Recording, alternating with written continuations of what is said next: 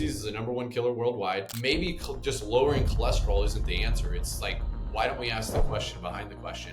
Why don't we go, why the heck is the cholesterol elevated in the first place? Before the seed oils, what did Indian cultures use? They used ghee. It's a big pain point for people like us consumers. Like 1 year ghee is bad, the next year is great. Like it leaves us so confused. India's percentage of their population and China both have a higher percentage of diabetics than America does now.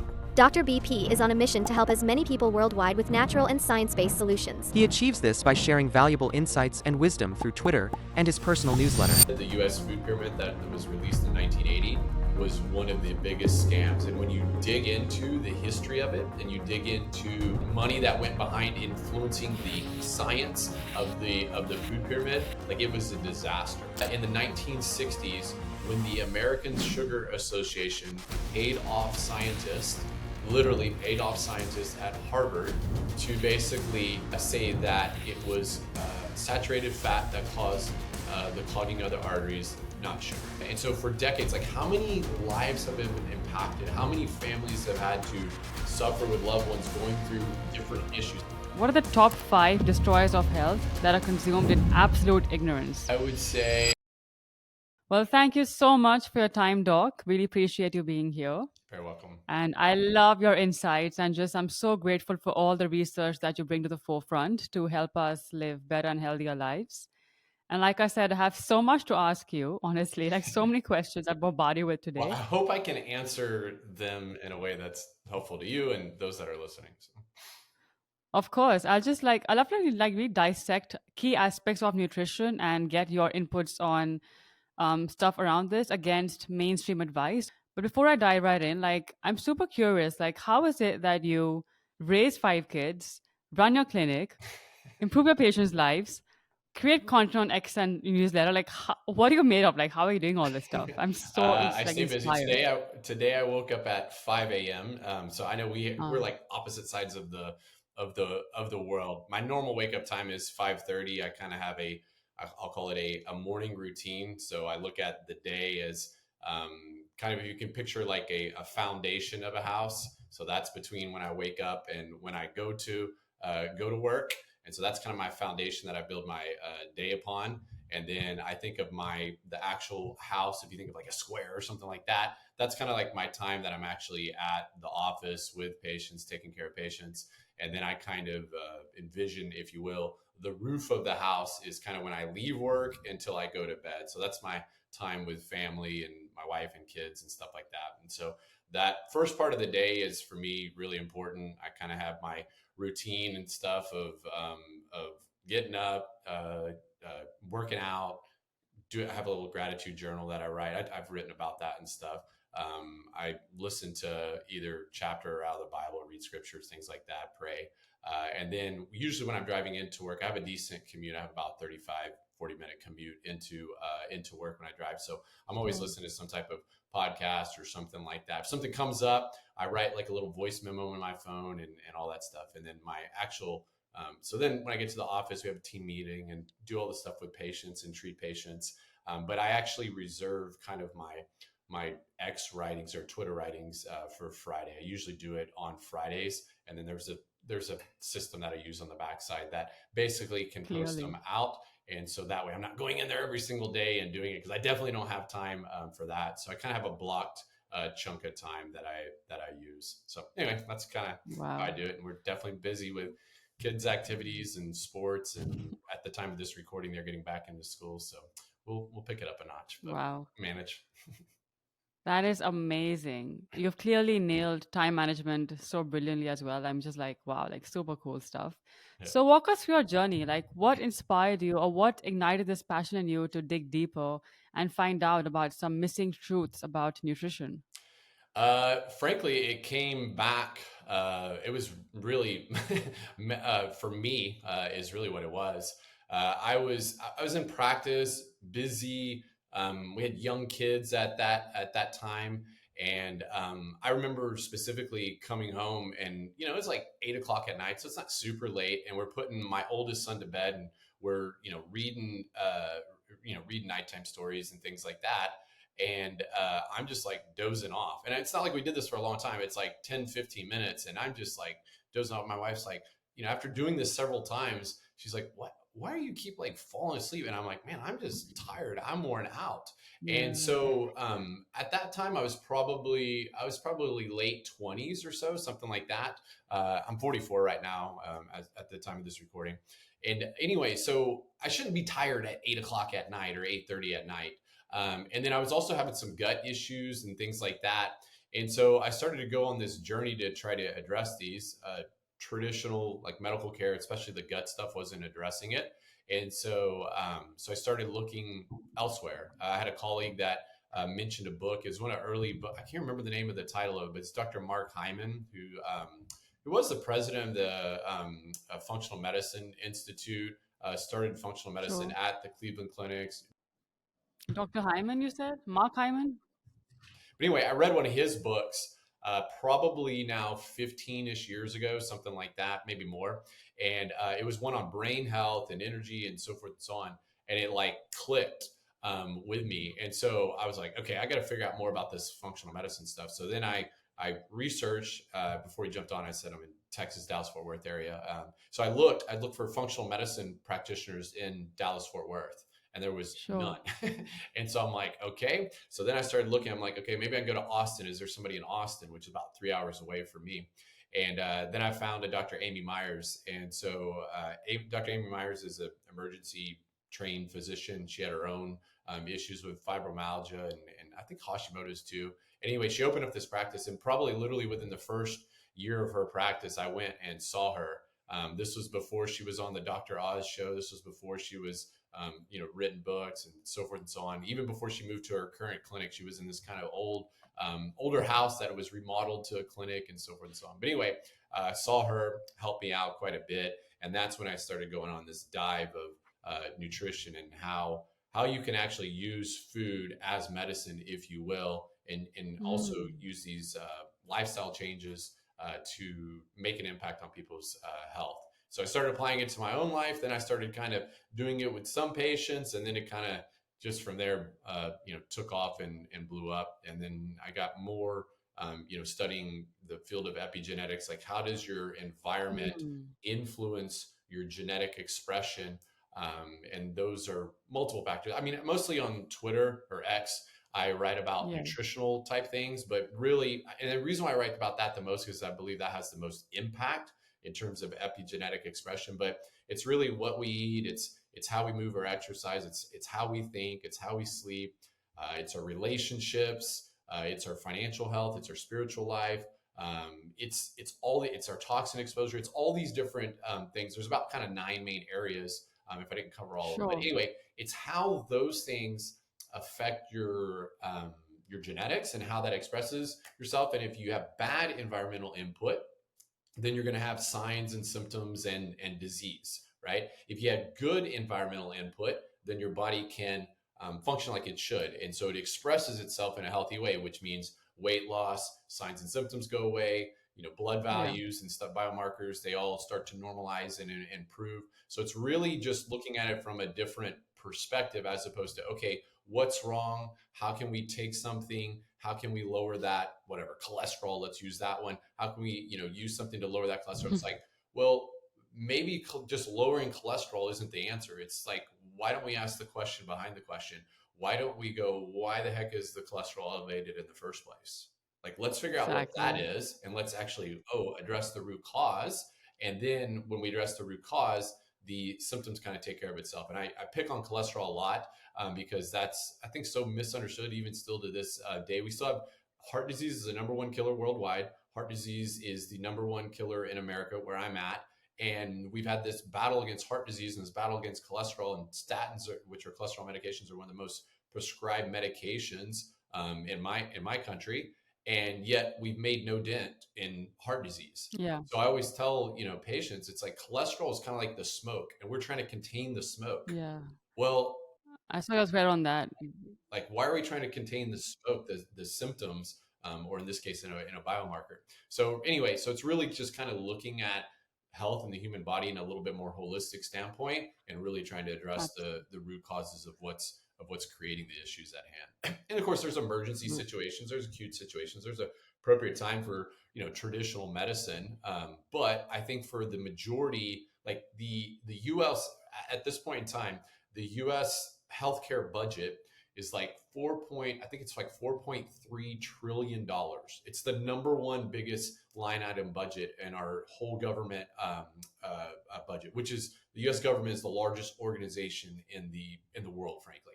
The next biggest item is military or defense budget, and it's like 1.6 trillion.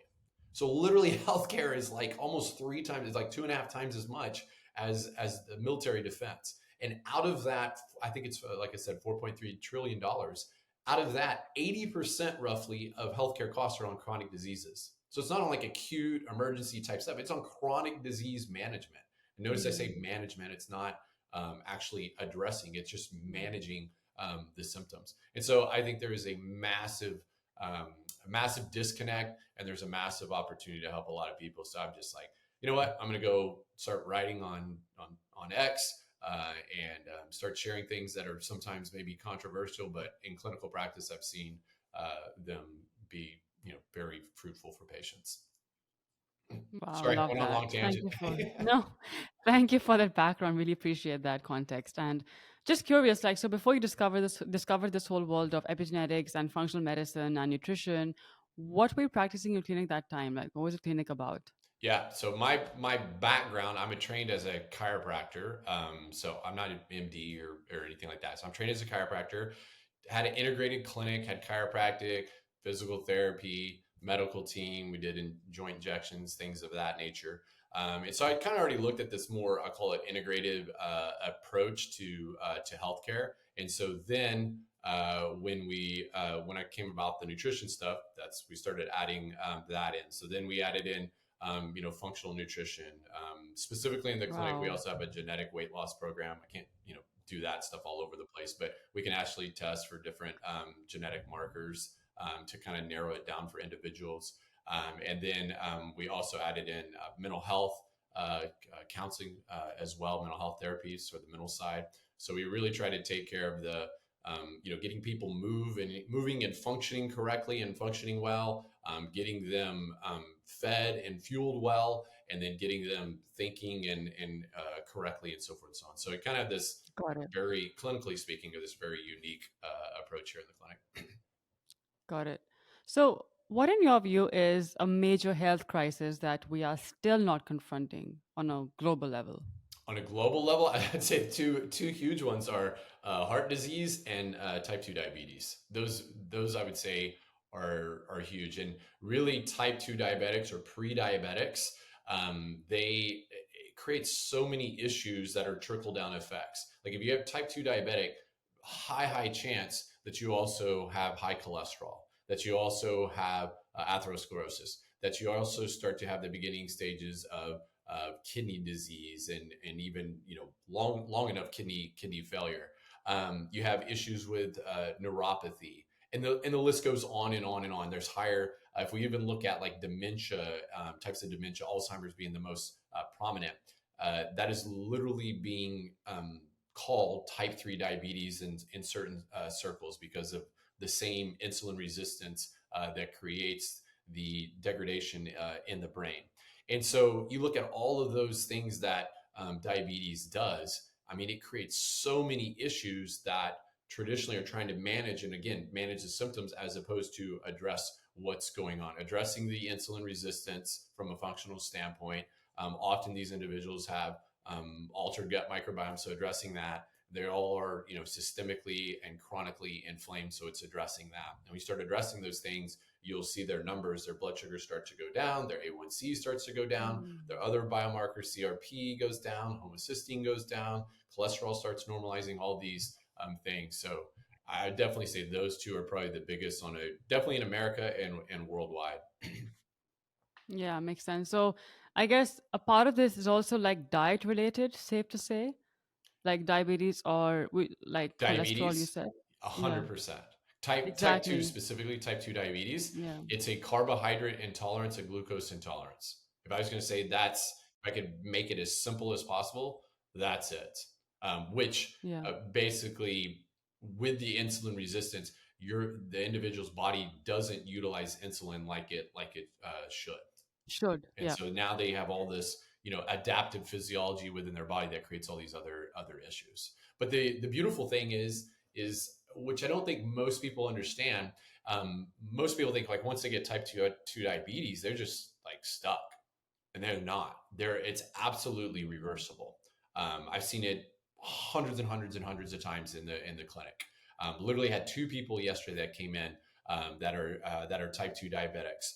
They're in the pre-diabetes range, but they're on multiple medications. One was on 2, one was on 3 medications, and their doctors are fine because their A1C is at 6.3, and they're still overweight, and they still have all these other things. And then one had, I remember, blood pressure medications, cholesterol medications, and they're like sick of taking these things because they know they're not actually fixing it. They're just kind of pushing their body down the road, and they're masking the symptoms. So you can actually Wow. reverse it. I mean, given that diet plays such a role that it does here, like, what in your view are some of the biggest myths that you have encountered around nutrition? Probably one of the biggest that was perpetuated starting in the 60s and 70s in our country, definitely full on in the 1980s, was a low fat diet and staying away from saturated fats because it clogs your Yeah. arteries.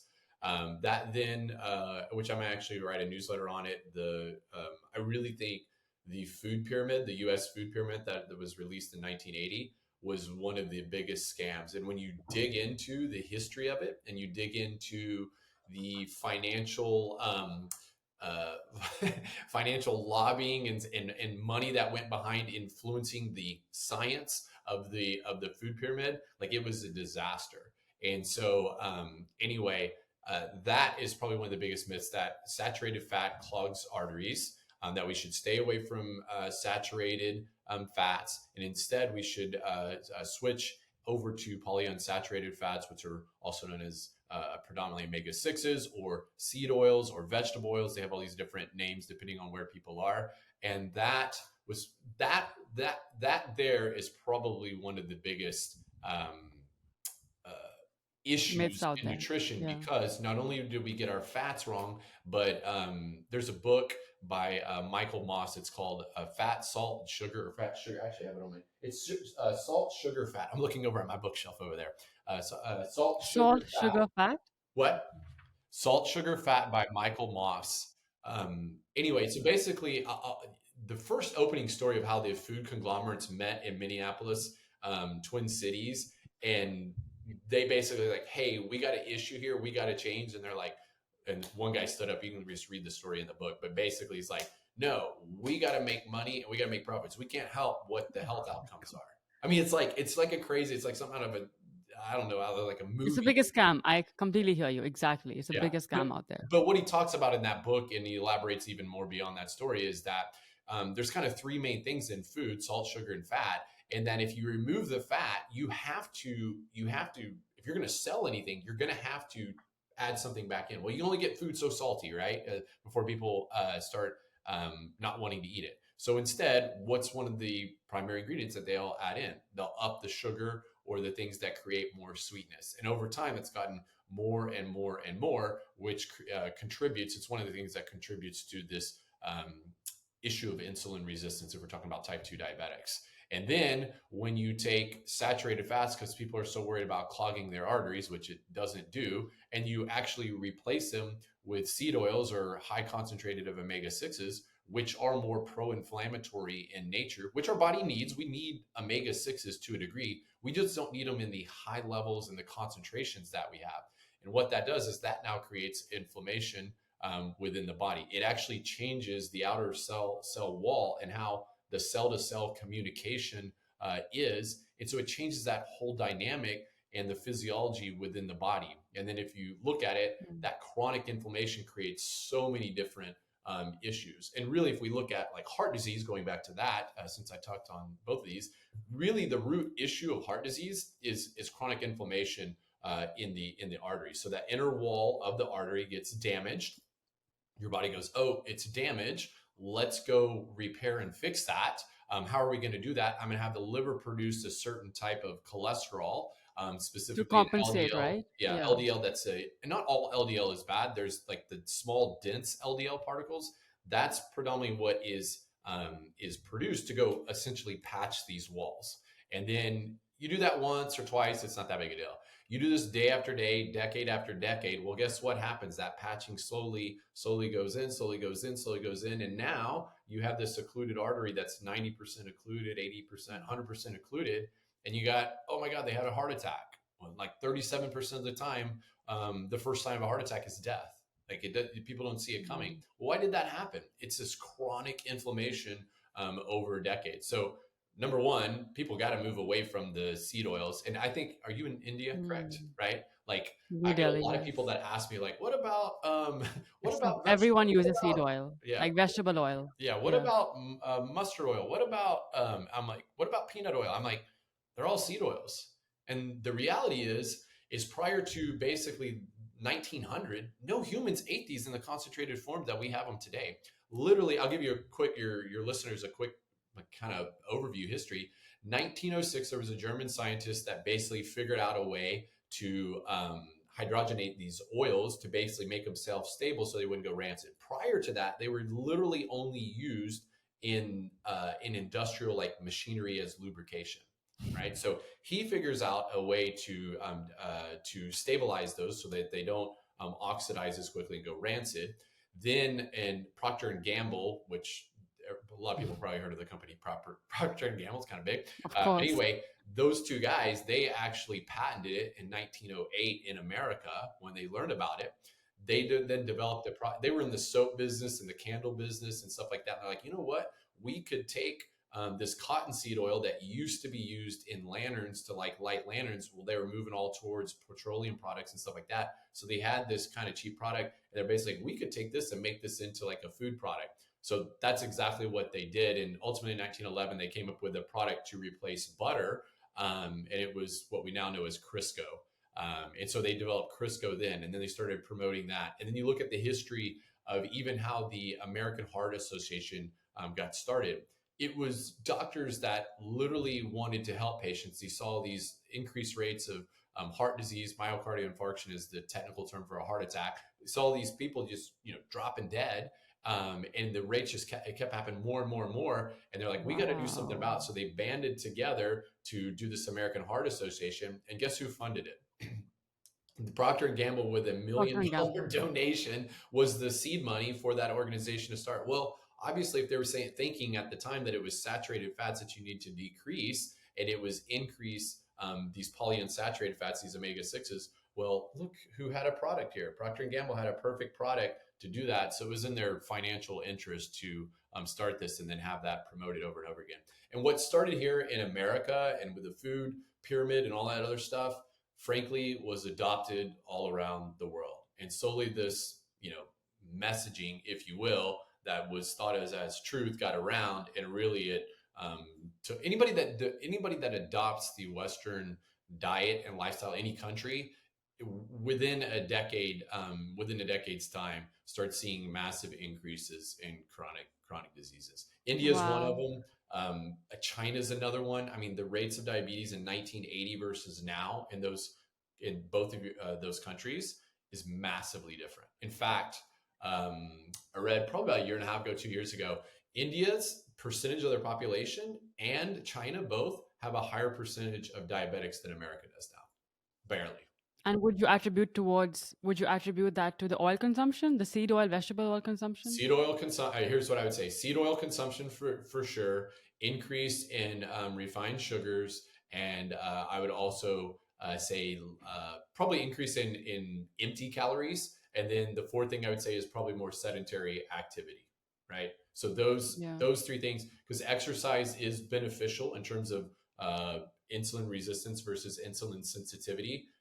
You can drive towards insulin sensitivity with activity and movement. So when you kind of do all these things as a perfect storm, it's like, how could I create type 2 diabetes? Okay, let me see. I could give somebody oils that their cells really aren't it's not genetically congruent with. I could get them to eat a lot more sugary stuff or things that convert to glucose really easy. And I could get them to be less active and mobile. Yeah, and I could Exactly. stress them out. Yeah, okay. I think that's what I'm going to do for type 2 diabetes, create an increase in it. Well, that's basically what we've done. And we wonder why we have an increase in type 2 diabetes and obesity rates and so forth and so on. Yeah, I mean, I found your thread on vegetable oil particularly enlightening because I was like, this is so true. Because in India, like for the common man, the biggest source of food is, I mean, what they mix their food with is vegetable oil, like saffrola and all kinds of like, oil. And I mean, the sad reality is that like they don't have access to anything else. Like they don't have the money to buy olive oil or Yeah. perhaps healthier oils, right? Like which you would find in the West with relatively more ease. So Yeah. that's just so. What Traditionally, could be a traditionally in yeah. Indian culture, like before all the seed oils, like, well, what do we use then?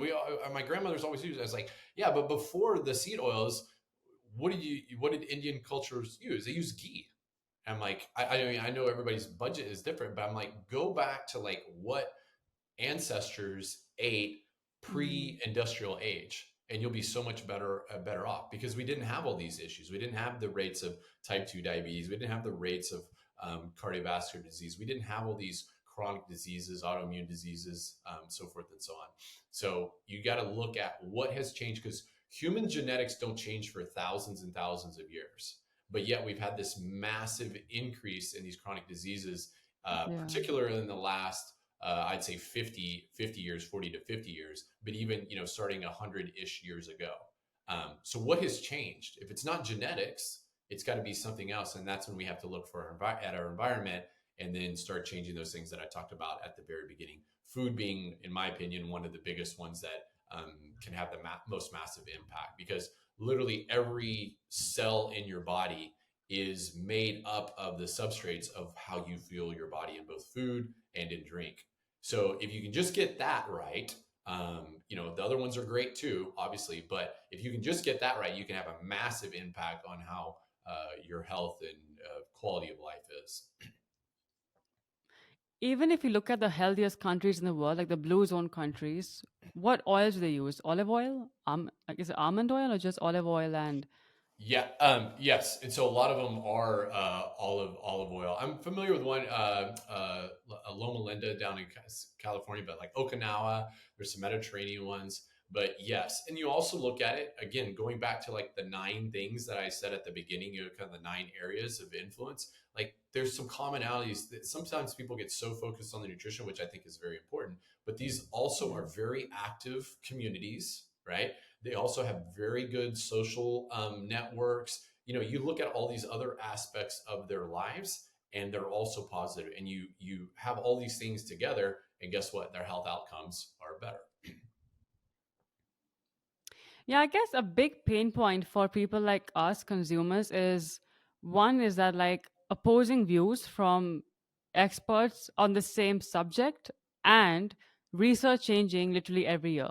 Like 1 year ghee is bad, the next year is great. Like it leaves us so confused. Who do we follow? Like where do we go, right? Like for the right advice. And that's why our own research, like applying first principles thinking is so Mhm. relevant in this context. I think because we have access on the internet, or so many people do, and they can look up their own information, they're not just reliant upon somebody else. I think we're at a much better advantage nowadays than we were, even 10, 15 Sure. years ago. Um, and even like going back and like you're talking about conflicting research and stuff, Advice. like there was it's probably been 8 or 9 years ago now, maybe not even quite that long. People can look it up, they can Google it and stuff, but look at in the 1960s when the American Sugar Association paid off scientists, literally paid off scientists at Harvard to basically say that it was saturated fat that caused the clogging of the arteries, not sugar, not refined sugar. Literally paid them off. And that was, What are they getting out of this stuff, yeah, you can honestly? literally Google that right now and go look it up. And you'll probably see it on the public, the public radio. I can't remember what it's called. But anyway, you'll find the article and stuff. And it's just like that had been perpetuated for years. There was a study on the seed oils up in Minnesota. And the guy who originally started this diet health hypothesis Dr. Ansel Keys. This it's called the Minnesota coronary study, I think it's Minnesota coronary study. But anyway, he was involved in this study. He was linked to the study, and they kept the study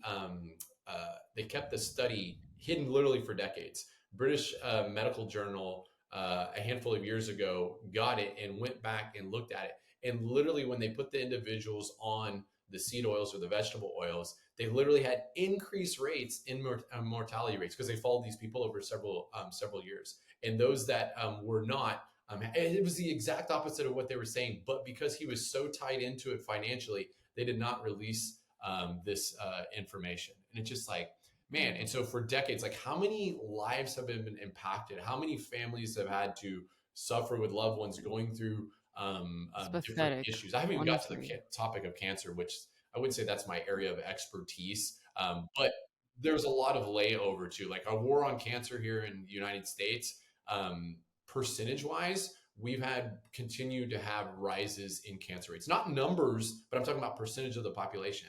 Well, if we're doing this war on cancer and we're doing all these things, why aren't we making an impact? Like, only logical thinking would think, hey, we're having a war on cancer, and what we're doing is actually effective. It would decrease rates. We wouldn't keep freaking having rates going up. So we're missing the boat somewhere. So I used to share a lot of things, frankly, on another platform, Facebook, and there was just so much stuff that would get shut down or fact checked, and I just got tired of Gosh. sharing it. I mean, for my personal clinic and patients and stuff like that, we had a number, quite a decent amount of followers, but it was getting on the backside. When you have a business account for Facebook, you can see how many people it gets to and all that other type of stuff.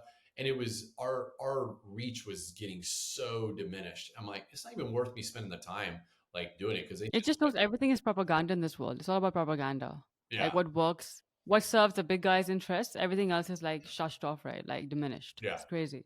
So I So, even yeah. in the book that I wrote, that I have on my website, I like, one of the very first intro thing I talk about is like, I know some of the things I'm covering in this book are controversial. I know there are certain organizations that do not like this, We love but I feel it's controversy. kind of my calling, if you will, to share the information anyway, because I've seen in clinic firsthand with patients that have gone the traditional route and for years have suffered or decades have suffered. Mm. And then we do, start working with them, and within 90 days, 6 months, I mean, their life is massively turned around. So I'm like, how can you argue that when I've seen that with thousands and thousands and thousands of patients? Like, I've seen it firsthand. Like, I honestly, at some point in time, I'm like, and you really, the research can be so connived. Like, Yeah. it's sad. You can connive the numbers and like what it appears to be, but if you don't really know how to like dig into research and actually look at it and really look at the methods and stuff, you can get bamboozled. And frankly, most doctors, I'm not like a scientist, I'm not like an expert scientist by any means, but I've learned from others and I've learned to kind of how to dig in. But I would say most doctors do not read research. They do not read research on their own. They're not That's very trained clear. as scientists and do understand and break down the research. They're trained as physicians to take care of patients, and they're busy, and they got busy lives, and they're busy taking patients. The last thing they're going to do is spend several hours looking through research papers trying to get it. So what do? In our country, they get a lot of their information from continuing education, which are sponsored by big pharma and biomed and stuff like that, or they get their information from reps and like kind of um, what's the word I'm looking for? It's no surprise that they're going to take that information and just kind of take it as the truth, because you would think somebody's sharing with you the right information. However, unfortunately, there's a financial gain for them to maybe Of twist course. things or not give you the full picture. And so doctors are trying to do their best, but they just don't have the time. So it's really this, I'll call it, the system is messed up. So um, I just Yeah, but you are genuinely investing in your patients, and that's extremely clear in the work that you put in the world, Well, honestly. I figured the only way the change is probably not going to be made, frankly, from top down, unless there's enough pressure at the top that then they make top down changes. Usually, the changes come from kind of like things like this. I'll call it more grassroots efforts. And even when I first started in practice 20, a little over 20 years ago, like in America, the organic section of the grocery store was like not much bigger than my office, here. I mean, it was so small. Right. And now you go, and Walmart definitely didn't have like any organic, produce or anything like that. And now you go, even in Walmart, there's like an organic section. There's organic options and Yeah. stuff like that. I mean, it's not like plethora. And then there's some stores that are just 100% organic. Well, why did that happen? That didn't happen from government policy change. That happened by people voting with their dollar, right? That happened with people continuing to vote with their dollar, and these companies go, oh, they like this product. Oh, we should produce more of this product. And then as they produce more and more of it, the economies of scale came down and started lowering the price, and then more people started buying it, and the economies of scale would lower. And then you have healthier food that's more it's not as prohibitive. A recent, have you ever heard of the brand? They may not have it in India, but have you heard of the brand Primal Kitchen? Are you familiar with that brand? Okay. What's that? So No. Primal Kitchen was started by a guy named Mark Sisson. Mark Sisson, actually, when I was way back in school, look, you should Google him. Google a picture of Mark Sisson, Sisson. He's 70, 71 years old. When you see a picture of him, you're like, there's no way this guy is 70 or 71 years old, but he is. And he has been walking his talk for 30 some odd years. One of his biggest things that he was having issues with, kind of living this primal lifestyle, not really paleo. It's kind of a quasi paleo type diet that he had followed for, like I said, probably 20, 30 years now, something like that. One of the biggest issues was like salad dressings and condiments and things like that. There were so many of them that had, going back to seed oils, all these seed oils and canola oil and soybean oil and all this stuff. And he's like, oh, why can't I? So he just decided to make one finally. And he put a lot of money on the line and risk, and almost frankly didn't make it. He started with mayo, but he got into a Whole Food store and then in a region, and then it started blowing up and everybody started purchasing it. And they went Whole Foods all across the country, and they went into this, it's called Publix grocery store that we have kind of more on the East Coast of the United States. And then it went from there. And what happened is Kraft came along and saw this. Kraft, everybody's probably heard of Kraft, the food company, and they Yes. bought him out for like $400 million or something crazy. What? And he built this thing in like 4 years and sold it for like $400 million. But why did they, he was nowhere near $400 million in sales with his product. But why did they buy him out for $400 million? Because they saw such a massive push of people buying that product, and they knew what the long term of that product is. Now, here's the beautiful thing, I think, because a lot of times like, oh, big food, Kraft, oh man, they're going to screw it up. Well, you know what? They bought it probably a year and a half or maybe 2 years ago now, and they still have the same principles and values and ingredients and everything else. You can go to primalkitchen.com, look at their stuff. It's all clean. They don't use any like natural flavorings. They use all 100% avocado oil. They don't use really any dairy in a lot of their stuff as well. And they got all kinds of salad dressings. They have ketchups, they have mayo, they have barbecue sauces, they have pasta sauces, they have all these different things. So that tells me that if the consumers, remember I talked about voting with your dollar, if the consumers continue to vote with their proverbial dollar for healthier stuff, the companies have the ability to use better ingredients that are frankly genetically congruent with humans, and we can continue to change it. And that's really why I think the grassroots, I call it a grassroots effort, comes from, because it's not going to come from the top down, in my opinion, unless there's just massive push to politicians and government agencies. Agreed, 100%. Yeah. Okay, let's do a quick fun rapid fire round. So I'm going to ask you your views on a few things, and you can just respond with cool, not cool, and then we'll dive deep into whatever's not cool and why it's not cool. Okay? So, what is your view on calorie counting? Cool, not cool? There's a place, but not cool. Chemicals are more important than calorie content. Intermittent fasting. Big component of it. I do it most days. 8-hour window is where my usually eating window is. Perfect. That's not a myth. Perfect. Breakfast as a healthiest meal of the day. Not necessarily. Most days I actually skip breakfast. If somebody's big, heavy training, competitive, and they're metabolically sound, I think breakfast is appropriate in those. I would say for the large majority of, I'm going to speak to Americans, a large majority of Americans would vastly benefit, and my patients have seen this, vastly benefit from intermittent fasting. In fact, when we take them through a program, we'll utilize that. And then so many of them, it's one of the most surprising things. So many of them continue the habit because they're like, I feel so much better. It's more convenient. It's easier, saves me money. Anyway, so yeah, big, huge component of intermittent fasting. And I even do periodically, I do longer fasts, like 72-hour fast, if, after holidays or things like that, just to kind of clean up my system. Got it. Red meat or the lion's diet, so propagated by Michaela Peterson. I'm not the lion's diet or like a carnivore diet. I think there is I think red meat. This is probably controversial. I think red meat is a superfood, especially if it's grass-fed, grass-finished. It's so nutrient dense. The carnivore, it's okay on the gut. It's easy on the gut, you're saying? Yes, and it doesn't contribute to heart disease like we were propagandized for years and years. For some individuals, I think a carnivore diet is very beneficial and useful. And again, I can't speak to everybody around the world, but because the food content within America, God, we have so many resources and stuff, but it's some of the worst food. I mean, when you look at like European Union, you can literally take the same product and the ingredients list in America and the ingredients list in Europe. Like one's a paragraph and one's like a handful of ingredients. Like it's massively different. So anyway, so why I say the carnivore diet, I believe is, or I think you called it the lion's diet, is useful for some individuals is because they got their gut has been hijacked by so much stuff that they just need to clear everything out and have basically one variable. That's actually Michaela's backstory if you've dug into it.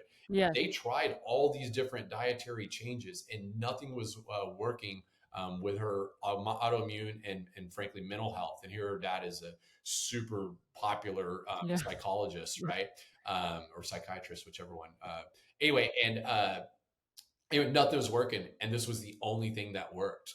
And that started with Dr. Sean Baker, who's an MD, that's a big proponent of the carnivore diet. So for some individuals that really have a lot of health issues, that have autoimmune issues and stuff like that, I think it's very beneficial as a tool. The long term of that diet, I definitely can't speak to that. I don't think we have enough research because it's really only become I'm going to call it to the general public popular, I'll call it the people that pay attention to nutrition. It's really only become popular in the last 2 or 3 years. And really, when I first heard of it like 6 or 7 years ago, I was like, what? Carnivore diet? Like, I even was kind of like, I don't know about this, but I have learned that I think it is a useful tool. So anyway, I won't elaborate. We're supposed to do quick fire. Finally, dairy. Dairy. Oh man, I've written a thread on dairy. I have, yeah. For all of human history, or as long as we know, right? Humans have consumed dairy, but it's been in the raw dairy form. And it really wasn't until the industrial age and Louis Pasteur that we started pasteurizing it. If you look back at the history of why that even started happening, it's basically people went from rural areas to concentrated urban areas. The cows did not have access to their normal genetically congruent environment, i.e. pastures, grass, various forage and so forth and so on. And they basically concentrated them in areas. They were feeding them grain. They were actually feeding them spelt grain from breweries. So breweries use the grain to make distilled spirits or beer. And then after their nutrients have been stripped and they just the leftover, they fed it to the cows. They couldn't even some of the cows couldn't stand up. They had to like hoist them up to milk them and stuff like that. And oh, surprise, their milk had all kinds of bacteria and stuff that were harming people and literally killing people. So at the time they go, okay, we got to do something about this. We can't keep having people die from, dairy ingestion. So that's where Louis Pasteur invented or figured out pasteurization, and they started that. Well, that changes up a whole bunch with dairy. And I would probably say in my clinic, number one food sensitivity that people have is gluten. And there's a whole nother conversation on that. What is the deal with gluten? Yeah. Exactly my question. Yeah, we could maybe go into that. Maybe we'll go over the little bit hour if you want. But anyway, Yay! gluten is number one. Dairy is number two. Why is dairy number two? It's the casein that most people are responding to. There are those that are lactose intolerant and can't do dairy. But why is that? The pasteurization, when you heat it up, even if it's ultra pasteurized and you heat it up for just a short amount to roughly 165 degrees, it destroys the enzymes lactase. So by the way, I don't know of a patient that is lactate that I've had that's lactose intolerant that can't do raw dairy, because raw dairy has lactase in it. So they can consume raw dairy and they don't have any issue because the lactase is already in there to break down the lactose, which is the milk sugar. It destroys different immunological components. It denatures proteins a little bit, which is why I think a lot of people have the casein issue. It just changes so many things up. And so again, what was once I'll call it a more genetically congruent food is now kind of quasi genetically congruent. And there's certain people, now you start messing with their gut microbiome, then you add that on top. Now they start reacting to it and they can't eat it. But I would say raw dairy, you got to make sure, whoever the dairyman is and the farmer and stuff, that they got a good and clean operation, everything. But I think that is, if I go so far as a superfood as well. And that definitely wasn't something that I thought of probably 10-ish years ago. That was through my own education and learning more about this stuff. And I'm like, yeah, we've been sold a bill of goods on that one. So. Well, for what it's worth, I live on a farmhouse and my dad has got 20 cows for us, which we get like fresh milk from, and all the cheese, butter, ghee is all like organic, so to say. But here's a view I have heard, which I would love your confirmation on. And the view is that up until the age of 18, milk is great for growth in the body. After that, when the body is fully developed, at least physically, milk does nothing but produce IGF, insulin growth factor, which just creates or produces more fat. Yeah. And the cells multiply, and those cells can create cancer. So I'm guessing I got this wrong from your expression. No. That's why I have you. So think, just take a step back, think big picture, go back 200, 300, 400 years ago. Let's take India. Were people consuming raw dairy products beyond 18 years of age? 100%. My dad still does. 77 years old. Okay. So yes, I would agree. Did they have people that were having all kinds of rates of cancer and so forth and so on and yada, yada, yada back then? They don't have all the research and stuff, but I can tell you, no. Was there some people that got cancer and didn't even know what it was and the person just died and so forth and so on? Yeah, there was. But I'm telling you, the rates at which we have it are dramatically larger than, let's say, 100, 150 years ago. And it's not due to, as you described, producing IGF or whatever the case may be.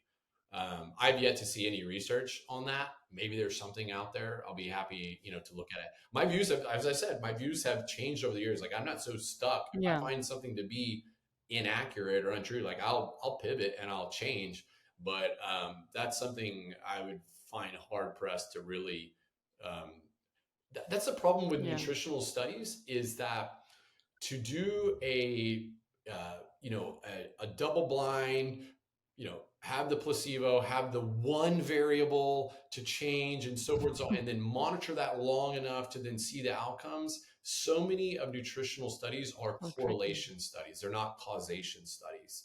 And that's really where so that's when I always, tell patients, like, step back, like, think about this logically, like, just rewind 100 years ago, 150 years ago, just go pre World War II. And like, was that what happened back then? It's like the raw dairy. Oh, it's killing everybody. It's so unsafe. And so why would humans have consumed it for millennia if it was killing everybody? They wouldn't have freaking been consuming it. Right. But also on the same logic, Doc, hasn't lifespan increased now more than the previous generations? Like, we live longer now more than ever? Yes. And that's also so here goes back to understanding science and so forth and so on. Actually, in the last couple of years, in this country, I believe our lifespan has gone down slightly. Now, I want to talk about that. So one of the biggest things, if you had somebody at 70, let's say 70, and then you had a newborn So one person died at 70, one person newborn died day one, didn't make it, right? What's the average lifespan of those individuals? 35, right? In the middle, you got basically 0 and 70, split the difference. Average Yes. life expectancy is 35. So if we go back even 150 years ago, oh my goodness, the doctor that came up with, oh goodness gracious, on the tip of my tongue. Anyway, the doctor that came up with washing his hands, but in between. So used to, doctors would go deliver a baby, not wash your Influenza. hands, Yeah, go I know what deliver you're the talking next about. baby, go, and they would just, spread Yeah. disease. And so he had this crazy idea of washing and cleaning your hands before you go and deliver the next baby.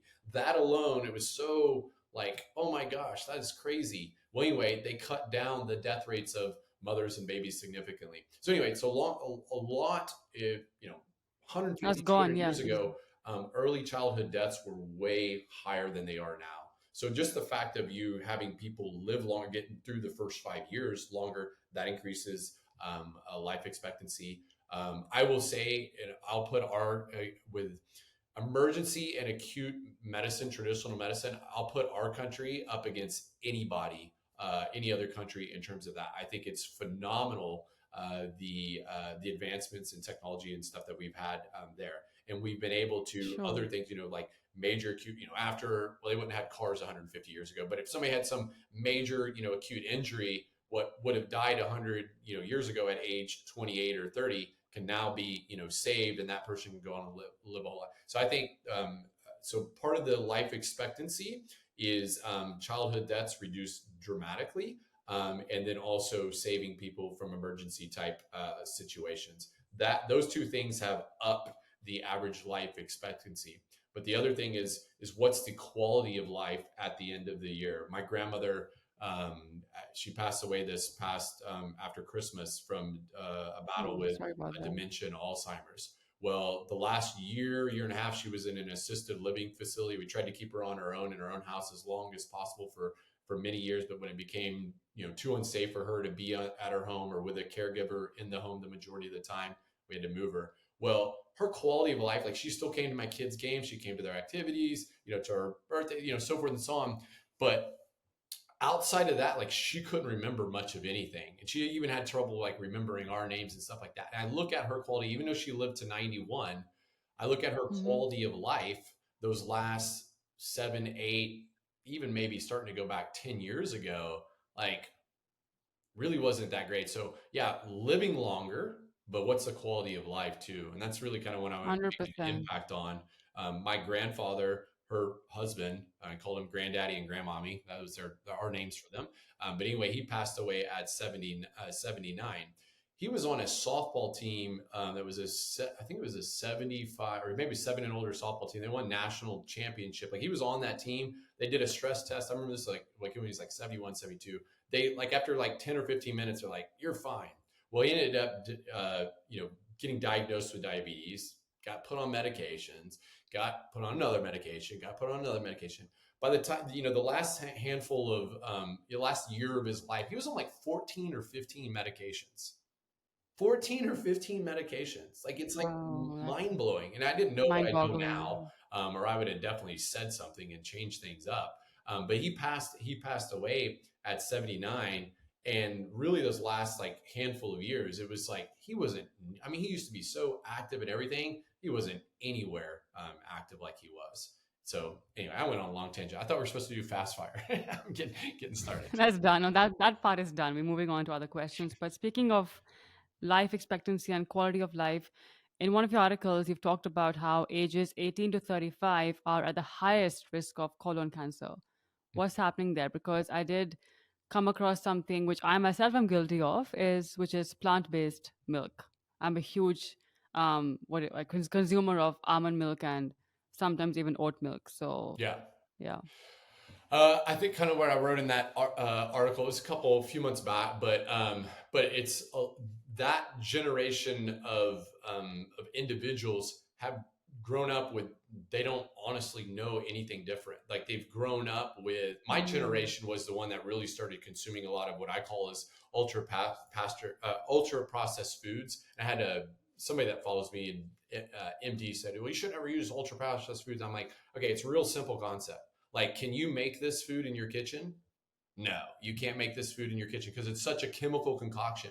So my generation started True. consuming a lot of those products that weren't real, I'll call it real food.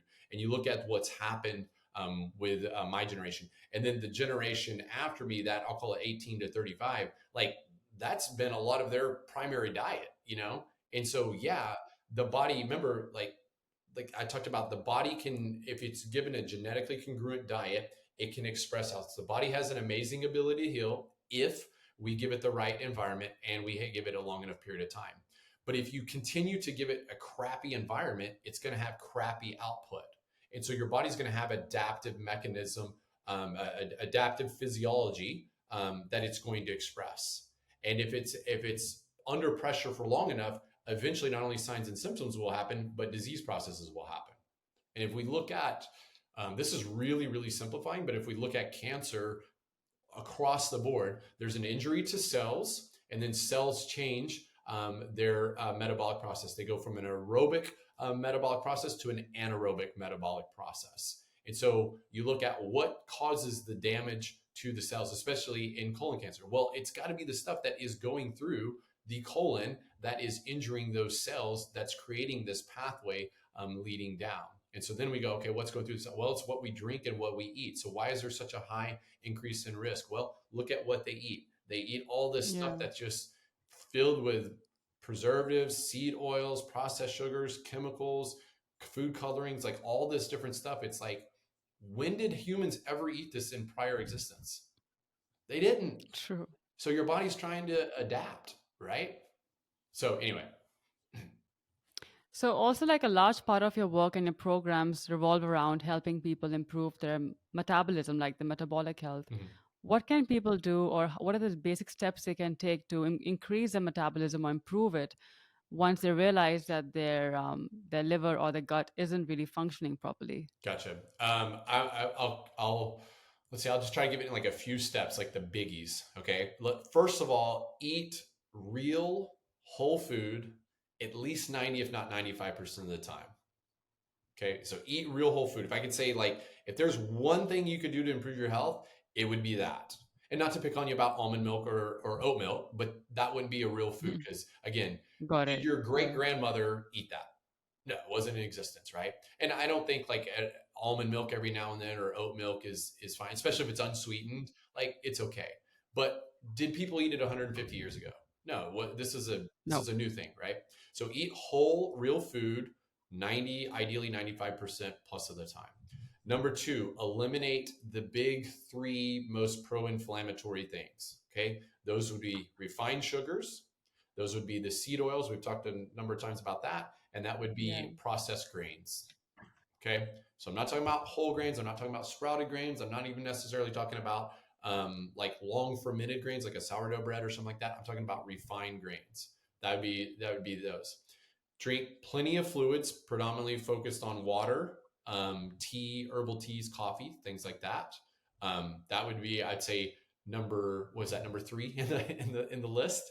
Intermittent fasting is a huge one, ideally within an 8-hour time frame where you're only doing fluids for the other 16 hours, either sleeping or drinking fluids during the other 16 hours. But as you sandwich that down to an 8-hour time frame, the 3 biggest benefits of intermittent fasting is drives down inflammation, allows your body to put energy towards repairing and regenerating and healing up things instead of putting energy towards digesting food. So the brain uses the most energy, the gut uses the second most. So if you can eliminate that where it doesn't have to put energy towards that and can heal up your body, that's great. And then the third benefit of intermittent fasting is that it moves from insulin resistance towards insulin sensitivity. So that would be number 4. And I'd say the 5th step would be get out and move, where you're actually like sweating. Ideally, even if it's just 20 or 30 minutes a day. Even if it's just 4 or 5 days a week, something is better than nothing. But again, in human history, take a step back. In human history, people were active, people moved. You have to recreate that in some form or fashion. If you're not doing it through your daily routine, you need to set aside time that you can do that, and you can move all of your joints and get your heart rate up, get blood to your brain, so forth and so on. Do Love those. that. 90% of people do those for 90 days. They'll have 90% of their symptoms go away. That's what you help. That's what you help your patients with through your programs. Yeah, we obviously do it in a more systemized, way, Of and give course. specific. But yeah, that's kind of I'll call it a 30,000-foot view of how I help patients, and it seems so simplistic, but it's so darn effective, and it just helps so many people. Yeah, thank you for walking us through those steps. Really helpful. And would you advocate smaller, frequent meals through the day or your main meals within that 8 hour window? Ideally, the small frequent meals to boost metabolism, like kind of that thought process, that was perpetuated more by the bodybuilding industry, Right. which bodybuilders are very insulin sensitive, which is they can really utilize the hormone insulin Mm. well, and so they can get away with that. They're doing lots of activities, so forth and so on. So insulin can take glucose and really drive it to muscles to work, build, grow, so forth and so on.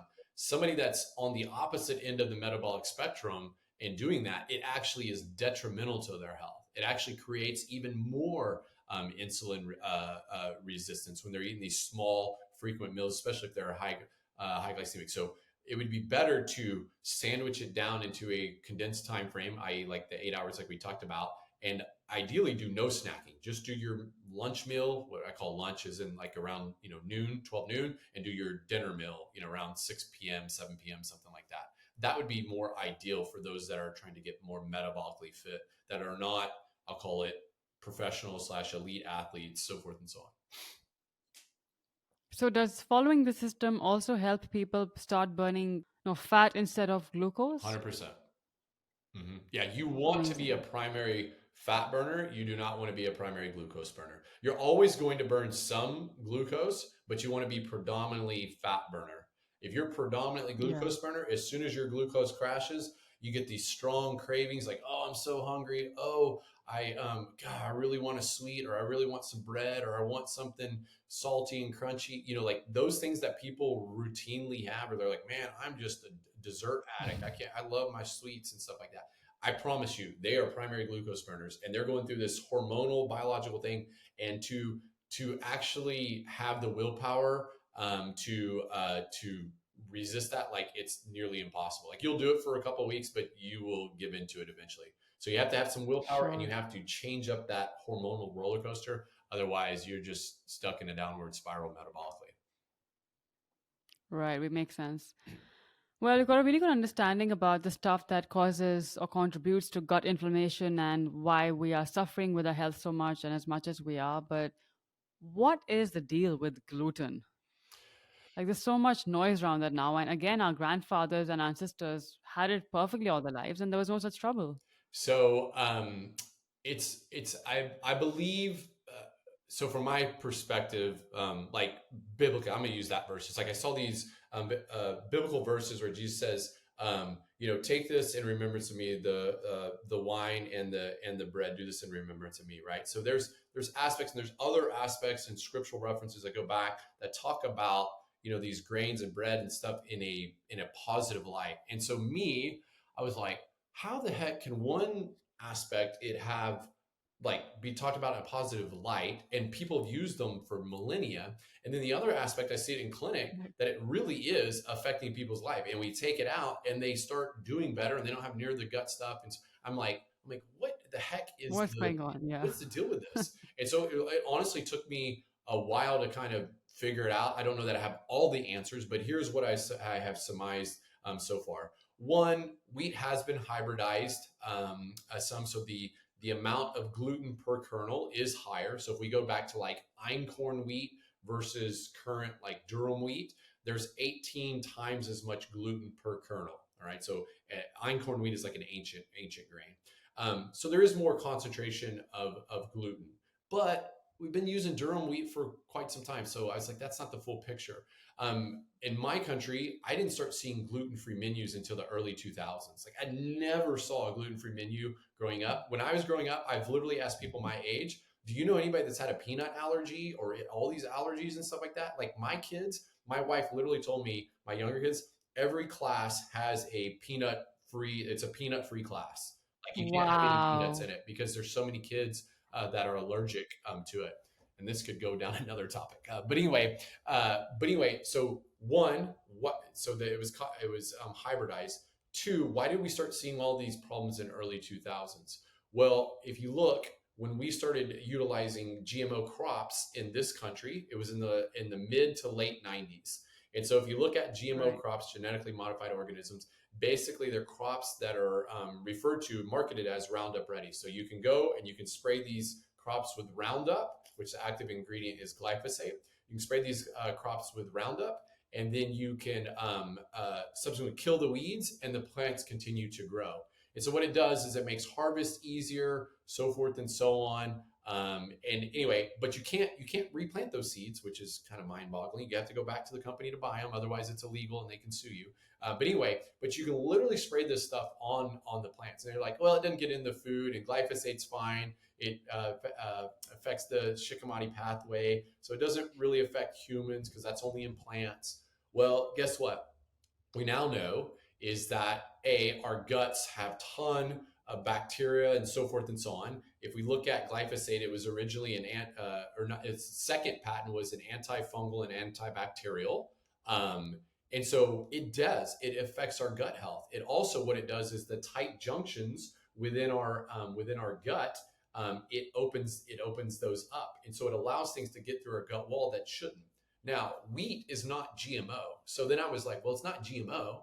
So what the heck is it? This isn't done often from what I understand from farmers, but you can spray a mixture of glyphosate at the end of the season to desiccate out or to dry out the field. So if you're doing, thousands of acres, you can harvest it much more easy. So that does get on it.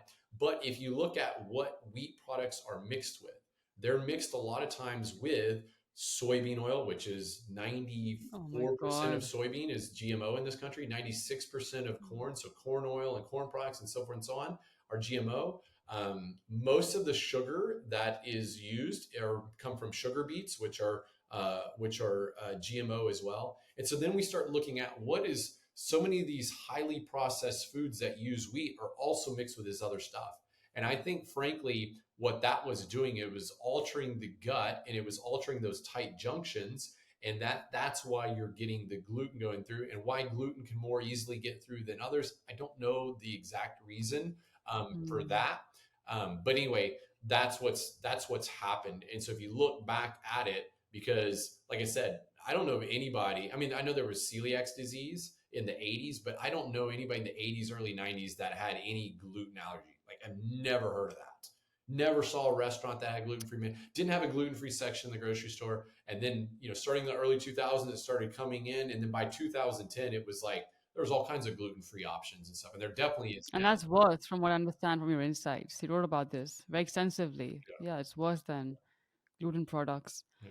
So, from what I'm hearing you say, everything comes down to compromised quality and source of foods in the name of conveniences, shortcuts, and making money, Yeah. basically. When you take nature, Wow. right? So humans, evolved or were created, whatever your viewpoints are, with nature. But when you take nature and man screws with it and alters it, it always seems to create issues. So, yeah, Backfires on us when we mess with nature. yeah. Wow. What is just one last question because I know we're over time, but like what do you mean by altered gut microbiome? So when your gut microbiome is not just bacteria. So we have about 30 trillion human cells in our body. Our gut has it's estimated 33 to 39 trillion bacterial cells alone in our gut. But our gut microbiome is not just bacteria. It's bacteria. There's fungus in there. There's parasites. There's a number of different things that are in our gut that allow it to function and break down foods and process foods and assimilate foods and so forth and so on. And when you do things that negatively affect that, now it starts altering the function of the gut and how you break down food, how you absorb those nutrients, how you protect yourself, from an immunological standpoint. That's what I mean by gut microbiome. It's that whole kind of encompassing. And we're so there's so much to learn about the gut microbiome. Like Research, we're yeah. just like at the very, very surface now. Um, I think that's a whole field of science that will be developed over the next 50, 100 years quite a lot. Yeah. Okay. Again, just super quick in one word, rapid fire round. Like, what are the top 5 destroyers of health that are consumed in absolute ignorance? I know Diet Coke is one. We've talked about that. Yeah, diet, artificial sweeteners, refined sugars, seed oils, processed grains, and I would say, uh, not picking on you, plant-based foods. Like it's Okay. marketed as plant-based, but it's like, well, just eat plants. Like why all this chemical concoction of Yeah. whatever. So I think that's creates a lot of issues too. Got it. Man, this conversation has been extremely insightful. Like, I've learned so much and just can't thank you enough for all the work that you do. Like, this world needs more doctors like you. We'd be in a better place for sure. Too kind. I And appreciate it. everyone needs to enter your universe and learn about like so much that they don't know about already. So, thank you for just existing and everything you offer. Where can people find you and learn more about your programs?